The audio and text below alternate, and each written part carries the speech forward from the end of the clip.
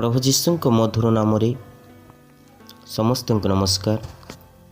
मु सुमन सोना ज्योति चैनल रे आपण को स्वागत करे। ए चैनल रे आपण मन बाइबल उपरे देखि परिबे। तो एही वीडियो रे बाइबल रो 7टी प्रश्न उत्तर रही। तो आसंतो प्रश्न आड़क जीवा। आज प्रथम प्रश्न है, बाइबल रे प्रथमे किए मरीथिबा लोक को पुनर्बार जीवित करिसेंते। बाइबल रे प्रथमे किए मरीथिबा लोक को पुनर्बार जीवित करिसेंते। एठारे आपनकर 4टी option. Option A Elisha, option B Joshua, option C Samuel, option D Elijah. एबे आपणक समय आपण कमेंट माध्यम रे उत्तर दयाकर जणांतो।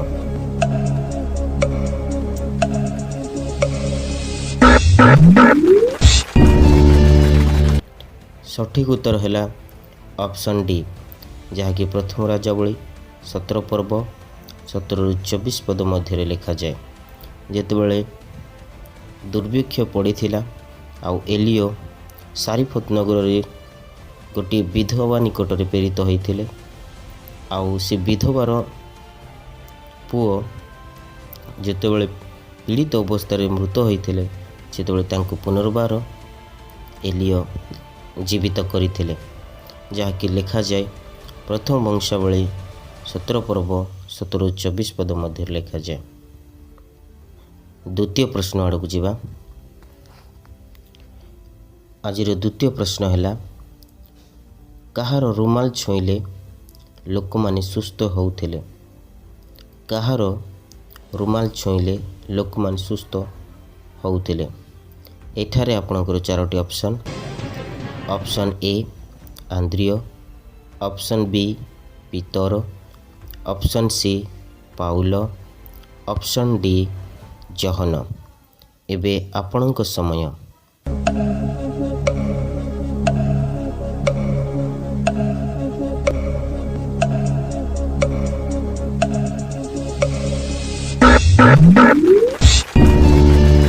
सठिक उत्तर है ऑप्शन सी, जहाँकि प्रेरित 19 पर्व 11 पद रु 12 पद मध्य लिखा जाए। पाउल रुमाल छुईले लोक माने सुस्थ होउथिले। तृतीय प्रश्न आड़क जीवा। आज तृतीय प्रश्न है, परमेश्वर को नाम प्रथमे किए कहिसेंते। बाइबल रे परमेश्वर को नाम प्रथमे किए कहिसेंते। एठारे आपनकर 4टी option. Option A Adam, option B हवा, ऑप्शन सी सर्प, ऑप्शन डी कईन। एबे आपनक समय।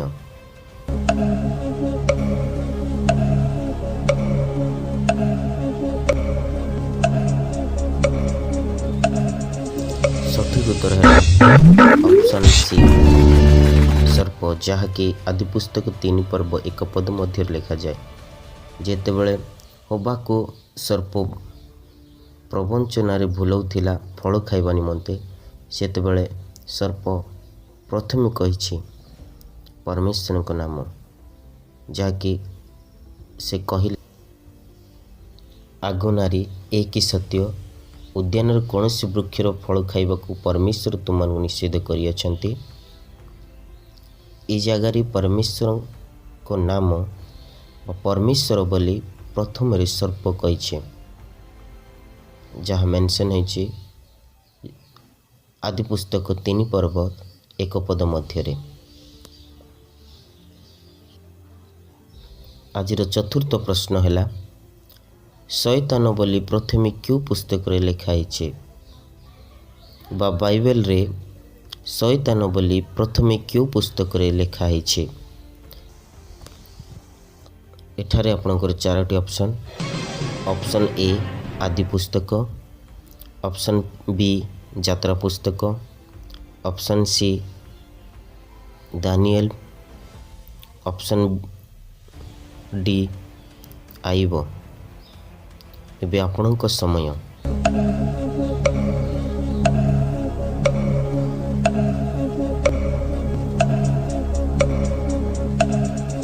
ସଠିକ୍ ଉତ୍ତର ହେଲା ଅପସନ୍ ଡି, ଯାହାକି ଲେଖାଯାଏ ଆଇବ ପୁସ୍ତକ 1 ପର୍ବ 6 ପଦ ମଧ୍ୟରେ ଲେଖାଯାଏ। ଶୈତାନ ବୋଲି ପ୍ରଥମରେ ସେହି ଜାଗାରେ ଲେଖାଯାଏ। ଆଜିର ପଞ୍ଚମ ପ୍ରଶ୍ନ ହେଲା, ବାଇବେଲରେ ପ୍ରଥମେ ପରମେଶ୍ୱରଙ୍କ ଦୂତ କାହା ସହିତ କଥା ହେଇଛନ୍ତି? ବାଇବେଲରେ ପ୍ରଥମେ ପରମେଶ୍ୱରଙ୍କ ଦୂତ କାହା ସହିତ କଥା ହେଇଛନ୍ତି? ଏଠାରେ ଆପଣଙ୍କର 4ଟି option. Option A Abraham, option B Sarah, option D Hagar, option D Moses. ଏବେ ଆପଣଙ୍କ ସମୟ।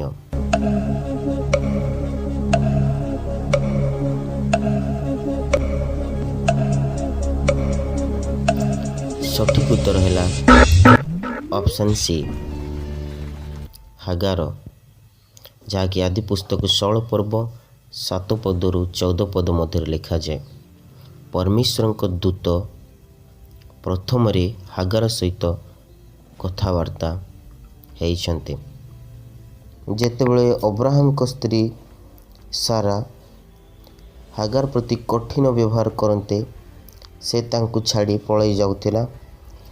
ଆଉ ସୁରର ପଥ ମଧ୍ୟରେ ଏକ ନିର୍ଝର ଥିଲା। ସେହି ନିର୍ଝର ନିକଟରେ ପରମେଶ୍ୱରଙ୍କ ଦୂତ ପ୍ରଥମରେ ହାଗାର ସହିତ କଥାବାର୍ତ୍ତା କରିଛନ୍ତି, ଯାହାକି ଆଦି ପୁସ୍ତକ 16 ପର୍ବ 7 ପଦରୁ 14 ପଦ ମଧ୍ୟରେ ଲେଖା ହେଇଛି। ଆଜିର ଷଷ୍ଠ ପ୍ରଶ୍ନ ଆଡ଼କୁ ଯିବା। ଆଜିର ଷଷ୍ଠ ପ୍ରଶ୍ନ ହେଲା, ଯୀଶୁ ଗେଥସିମନି ବଗିଚାରେ କେତେ ଥର ପ୍ରାର୍ଥନା କରିଥିଲେ? ଯୀଶୁ ଗେଥସିମନି ବଗିଚାରେ କେତେ ଥର ପ୍ରାର୍ଥନା କରିଥିଲେ? ଏଠାରେ ଆପଣଙ୍କର 4ଟି ଅପସନ୍। ଅପସନ୍ ଏ 3 ଥର, ଅପସନ୍ ବି 4 ଥର, ଅପସନ୍ ସି 2 ଥର, ଅପସନ୍ ଡି 5 ଥର। ଏବେ ଆପଣଙ୍କ ସମୟ।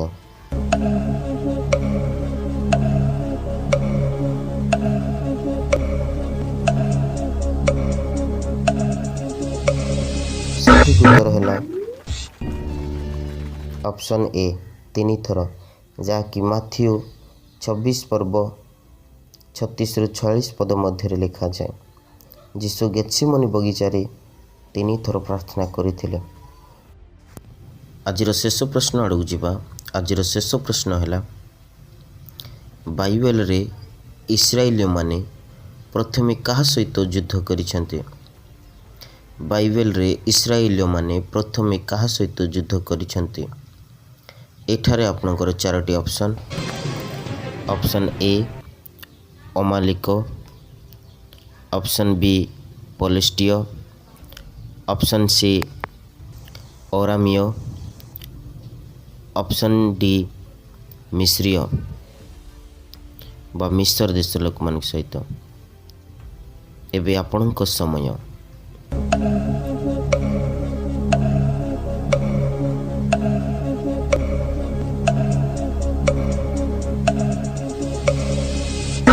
ସଠିକ୍ ଉତ୍ତର ହେଲା ଅପସନ୍ ଏ ଅମାଲିକ ସହିତ ଯୁଦ୍ଧ ହୋଇଥିଲା।